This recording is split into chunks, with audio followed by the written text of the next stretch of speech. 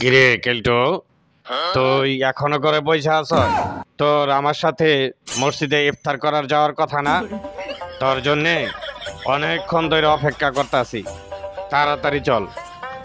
আরে ভাই, কি আর ইফতার করতে যামু? আমার মনটাই খারাপ।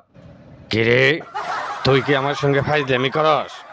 কালকে ডাব চুরি করে খাইতে পারস নাই দেখে তোর মন খারাপ ছিল, আজকে আবার তোর মন খারাপ কে? কত দেখি। তুমি তো সব সময় কও ভাই, আমরা আগেই ভালো আছিলাম। তা তো বলি, আগেই ভালো ছিলাম। তা আগে ভালো থাকার সঙ্গে তোর মন খারাপের কি সমস্যা? কত দেখি।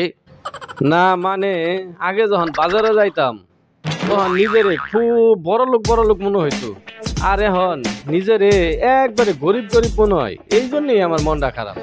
তোর কথার আগা মাথা কিছুই বুঝতাছি না, কইলে কত দেখি। না মানে, আগে পেঁয়াজের দাম ছিল 400 টাকা কেজি, এখন দেখি বাজারে 30 টাকা করে হাইদে হাইদে ব্যস্ত আছে। বেগুন ছিল 200-250 টাকা কেজি, মরিচ ছিল 1000 টাকা কেজির উপরে।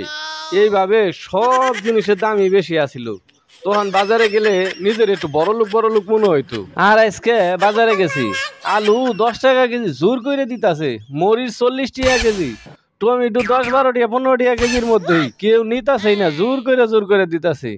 আজকে 500 টাকার বাজার করছি, 2টা ব্যাগ আমার ভরে গেছে গা।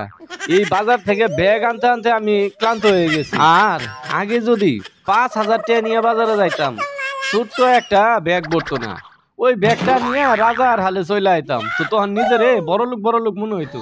আর আজকে মাত্র 500 টাকা দিয়ে 2টা বড় বড় ব্যাগ ভরা বাজার এই আনতে আমার যে লজ্জা লাগছে, আর গরিব মনে হয়েছে। এই জন্যই আমার মনটা খুব খারাপ। হারামজাদা, এমনিতেই আমার আজকে রোজা ধরে গেছে, তার উপরে আমার সঙ্গে তুই ফাইজলামি করতাছস। তারা আজকে তোর মজাটা দেখাইতাছি।